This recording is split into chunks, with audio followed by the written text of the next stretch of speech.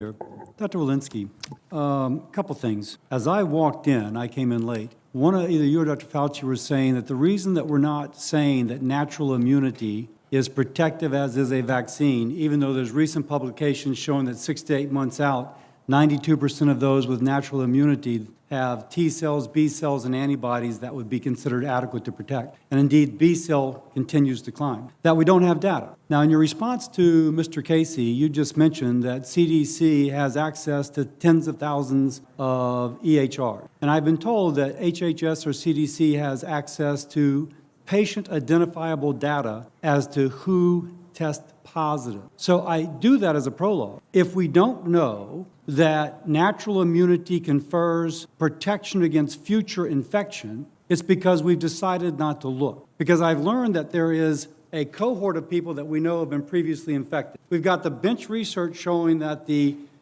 triad of antibodies, T cells, and B cells are there, and that 92% of them are still there at 6 months out. So why have we not done the research showing that natural immunity confers protection against recurrent infection? Yeah, thank you so much for allowing me to clarify this point, because I understand the question.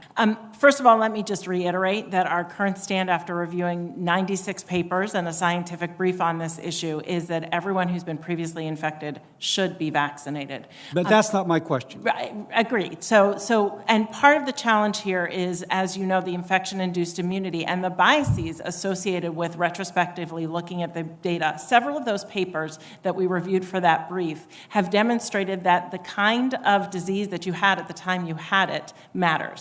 Did you have disease a year and a half ago? Were you an older person? Can I stop you for a second? We could do this prospectively, because you know who is actually, apparently I'm told you've got patient identifiable data, and you would be able to say, okay, 6 months ago, we're going to start everybody infected within the last 6 months, and be able to follow their EHR prospectively to see this. I mean, theoretically, CDC has the ability to do this right now. Yeah, that too would have its own biases. So one of the things that we have demonstrated in the scientific brief is that asymptomatic and mildly symptomatic people who might not present to their providers, might present to an urgent care clinic, who might not be recorded in their own EHR, likely have less robust protection than those who've been severely infected. But that could be established prospectively if using the data that you have. And you could even say, if you had symptomatic infection, you don't need to be vaccinated. We would consider you immune. You don't have to be subjected to the mandate. But if we had data that demonstrated a correlation of protection, Dr. Fauci already mentioned data that they're working on to look at correlates of protection, not just in antibodies, but as you noted, in T cell function as well. So if we were able to document a correlate of protection, we absolutely could prospectively But this paper follow. that I'm reading from NIH speaks that there is durable memory of the virus up to 8 months after infection in 95% of the people who recovered, including B cells, which continue to climb, T cells, and antibodies. And I'm also saying you could do it clinically, because we have data that's patient identifiable that we could go back and look and see if they were exposed. They could be in a hot spot like Louisiana, where you know they're being exposed, and then you would see, not just by lab data, but empirically. I can tell you the American people intuitively understand this, and they feel a little bit like we're being willfully blind to it. I have limited time. Let me just ask you something else. What % of CDC employees are vaccinated? We're actively encouraging vaccination in all of our employees and doing a lot of education and outreach in order to get our agency fully vaccinated. But the percent? I don't have that for you today. I'm told that some north of 75% of CDC employees at headquarters are still working remotely. Is that correct? We are following regulations through HHS and the federal government.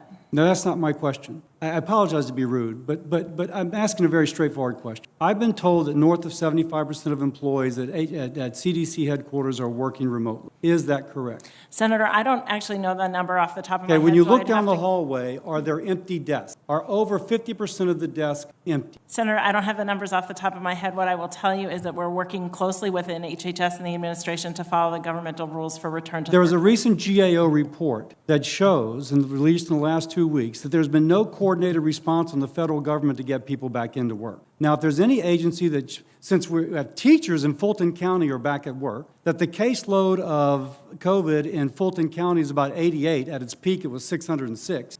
If what I've been told by someone who frankly kind of knows, that people in laboratories are not showing up. I have no clue how laboratory workers who presumably are vaccinated wearing PPE would consider themselves eligible to stay at home. I say this because I just want to echo. We got to lead by example in the federal government. If our public health agencies don't have enough confidence in the immunization and in the PPE to go back to work fighting infectious diseases, there's going to be a lot of undermining of a willingness to further fund public health. We absolutely have our essential labs back at work conducting their essential research towards this response.